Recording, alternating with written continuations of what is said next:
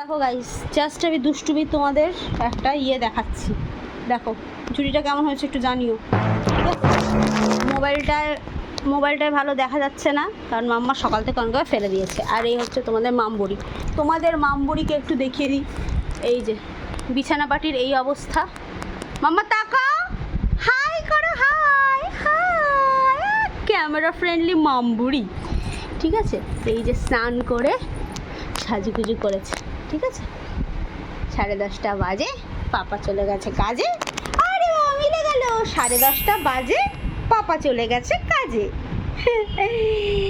এখন এই করছে, যত ব্যান্ড ফ্যান নিয়ে এই করছে মাম্বু এখন এইসব করছে। আর পেছনে ছুটিটা, আর প্লিজ তোমরা কেউ আমার এই বেড নিয়ে জাজ করো না, এখনই আমি ঠিকঠাক করে দেবো বেডটাকে, হ্যাঁ?